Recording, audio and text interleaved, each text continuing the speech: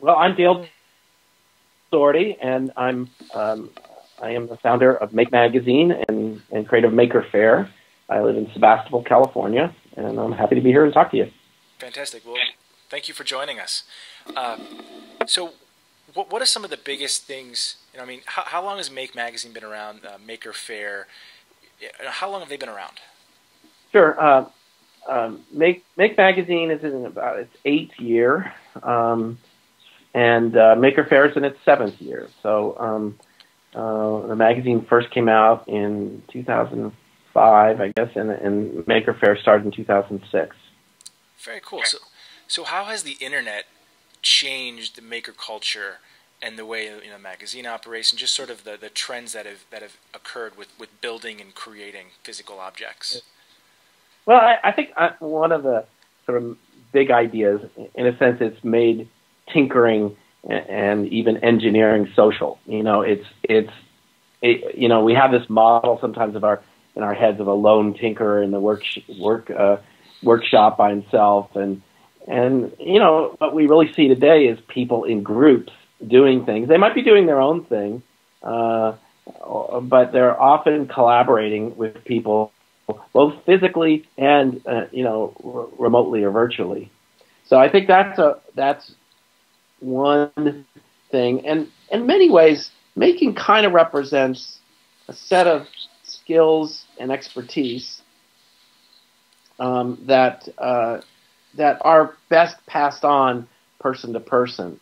And I think it's like looking over someone's shoulder and watching them do welding. It is better than watching a video. And being able to interrupt and ask a question. And so I still think that matters, to be together physically and see things. But even the discovery of who's doing welding or who knows how to do this is something that's facilitated online. And in many cases, even watching videos of welding makes you familiar with it, and may not make you a good welder, but it makes you understand whether you could weld or whether you would like to do this kind of welding or a different kind of welding, which it sort of leads to things I think this is about. When I launched it, I was grounded in sort of this DIY sense of do-it-yourself, and do-it-yourself just refers to kind of the motivation. It like you kind of make the decision to do something, and once you whether it's a hobby or a project, once you make that decision, you start meeting other people who are interested in that area, and so it becomes social quite early. But you don't. If you don't take that first step, it doesn't happen. And you think about maybe in the past, if you're a young kid and you grew up in an area and say your father or sometimes your mother was a tinkerer, you might have picked it up from them. But if they weren't, you really didn't have much exposure to that. And so I don't think this is like a genetic thing. I think this is something that we all can do and we're all connected to, but we need to be exposed to it. And I think the idea today is just like the internet as a whole, you can find that one or two people somewhere that have that same interest that you do and are perhaps at a similar level of interest, but they don't have to live in your neighborhood now. They could be in Czechoslovakia or somewhere else. You can kind of connect up regardless. So it's interesting you said making and tinkering isn't a genetic component. It's actually something you have to be exposed to. Which is kind of similar to that same conversation people have with entrepreneurship is, are entrepreneurs born? Are they made? Right. So it's a very interesting similarity that you mentioned. Yeah, and in fact, I call, I think that the Make community consists of accidental entrepreneurs. In other words, they didn't start off with an intention of creating a business. They were interested in something. A lot of what I see in makers is they actually play with technology. It's like an experimental play. What does this do? What can I make it do? What is it good for? They don't know the answers to those questions. And out of that play emerges things that they might understand. Oh, nobody's doing this with it, and I could do that. And then someone comes up to them like at a maker fair and says, "That's cool. How do I get one of those?" You mean, and he might say, "You mean you want to buy this?" And he says, "Yeah. Do you sell it?" And they go, "No, I never thought of doing that." And so they go home and start pulling their hair out, figuring out like, how do I set up a business to make these things and sell them to other people? But I think a lot of people do get into business that way. But it's often what I'm interested in is their passion kind of creates the opportunity. And another way of looking at it is that actually their immersion in like a technology or immersion in a community is what gives them the framing for creating a new opportunity. In other words, the community needs something and no one's providing it. And I really would like to step forward and do that. Something I really love, so I'd love to do this, and hey, I can make money doing it. And we know that it's valued within the community. That's really cool, yeah, because I've known a lot of engineers who, they love creating, they love building, and business is like the farthest thing from their mind. Like they don't even think about it, but then like, oh, wait, I could do that? It's like they're not against it, but they just don't think about it.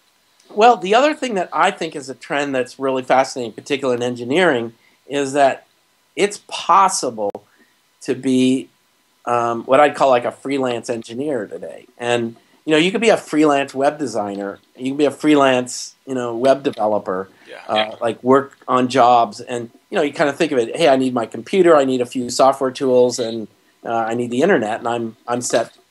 Oh, in the past, an engineer's kind of looked at, well, I've got to work at a place where it has enough facilities and capital to underwrite development. But I think with the evidence of like maker spaces and tech shops and stuff, you can kind of at fairly low cost go make prototypes and take that idea you have in your head, make it real, and then start sharing it with other people and see if there's interest or where do you go with that. So one of the things I've been saying is like hardware isn't as hard as it used to be, and it's kind of making it possible to do things. Like again, the contrast to software is, you're an 18-year-old kid and you got a great idea for an app or a website. Even if you don't have a technical background, you can start figuring this out, and it's just a matter of time before you kind of master the tools to be able to create something. Whereas in the hardware world, you kind of say, well, I don't know if I could really get this manufactured, or I don't know if it's really viable. But while there still are some obstacles there, the obstacles are smaller. And so someone with a 3D printer can create an object, a one-of-a-kind thing, without sort of saying, I've got to figure this out, how to make it work for 100,000 volume. I can actually create one of them. And I see lots of examples of people creating little objects. That they have an idea like how particular shape or a particular piece of thing that's going to make a difference and create something new. And it would have been harder, I think, 10 or 15 years ago to do that. Well, and it's kind of cool. You mentioned how engineering is becoming social. So even if I don't have a 3D printer, like nowadays, I can design something for a 3D printer, and it's a lot easier to find someone who has a 3D printer who'd be like, oh yeah, right. Sure, I'll print that out. And I think that opens up a lot of doors. But then also the idea that because tools are becoming available to more people, I can design a widget that doesn't have to have mass, benefit to like mass thousands of people. I can design something that might benefit 100 people, but that's completely viable and okay. Right. And, one of the underpinnings of maker culture, I think, is the whole open source movement. And, when you talk about social, it's like there's what open source software did more than anything. It was not about really making software free. It was making it available for people to build on top of.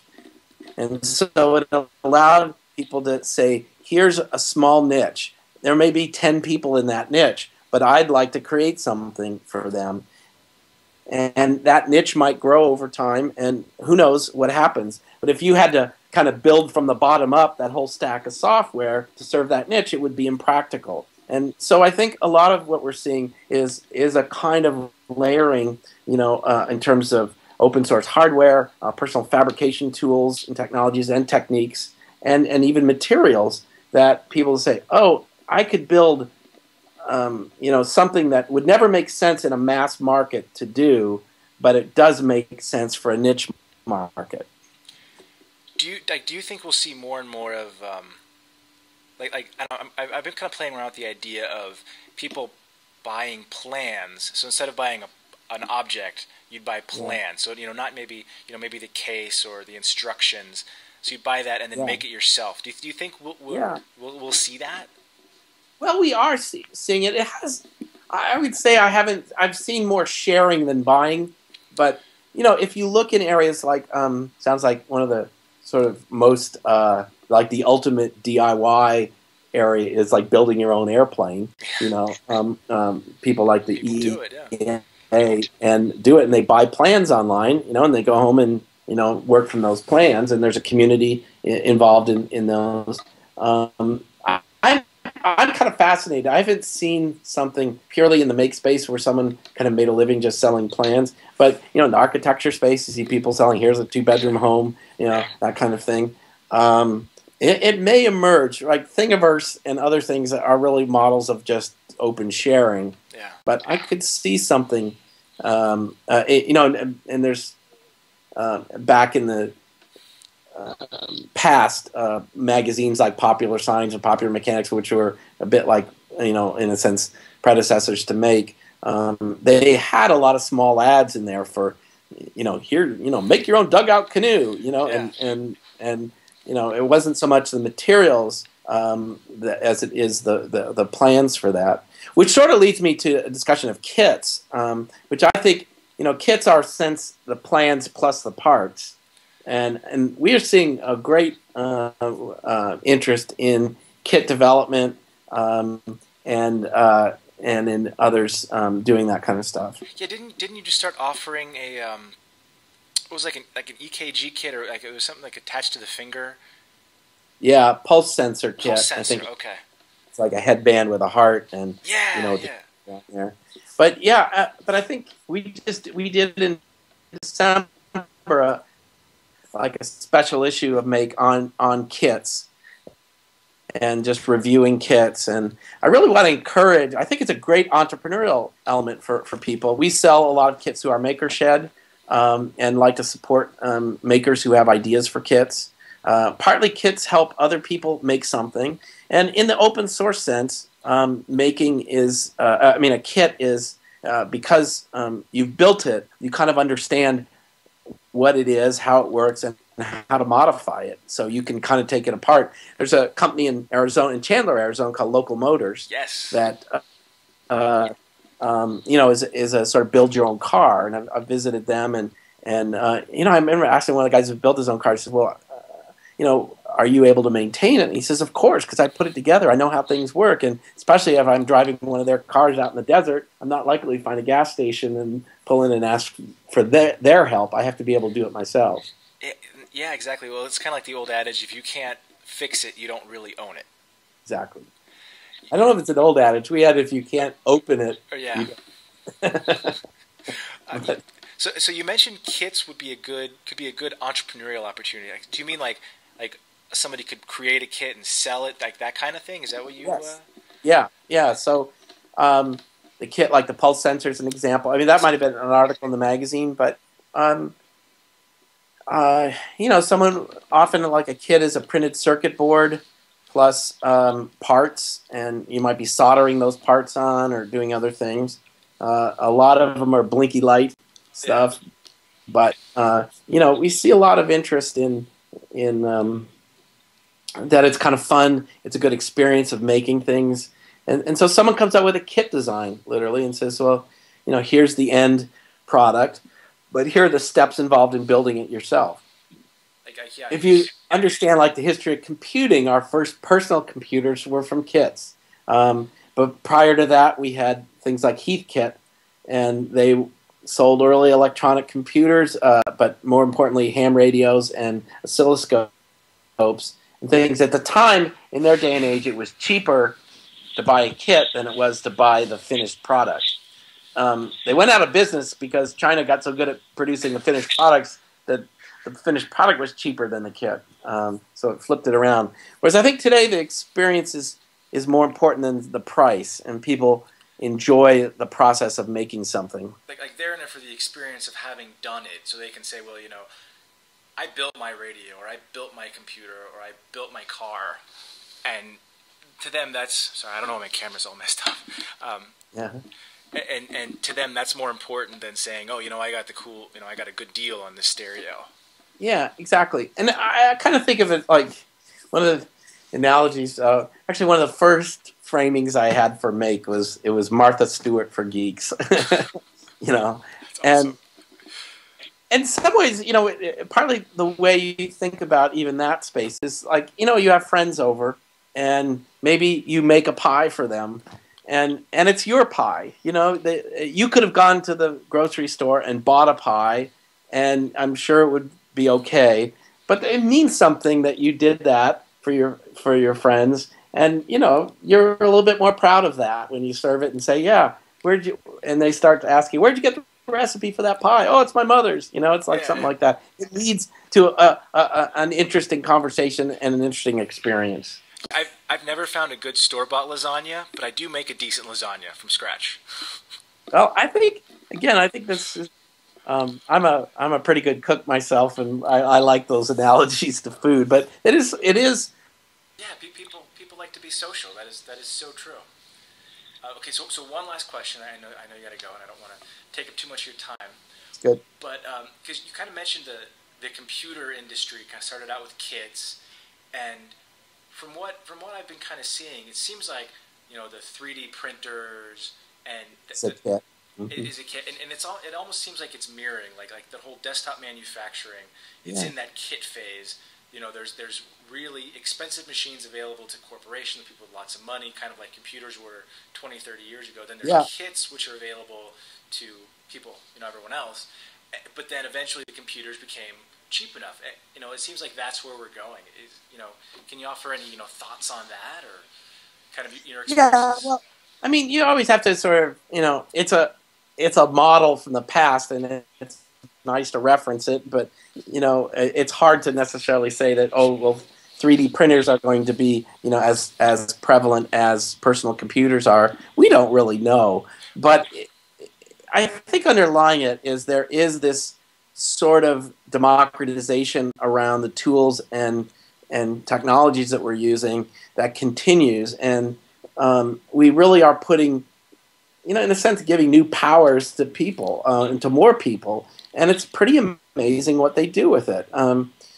And sometimes the world sort of seems to be aligned to like, oh, we need these incentives for people to learn or to experience, or and what I'm kind of coming at sometimes, hey, look what they do on their own. I mean, sometimes without any economic incentive, without anything, just because they're personally passionate about it, because they make social connections in doing so. Look at the creativity. Look at the the value creation that's happening here. It's pretty amazing, and how do you kind of be part of that and tap into it, even if you're a business or just as an individual. That's really cool. Well, thank you so much. I appreciate you taking the time, and Okay, Steve, it's stay been in an touch. It awesome was show. nice to meet you. I will. Thank you. Have a Okay. good one.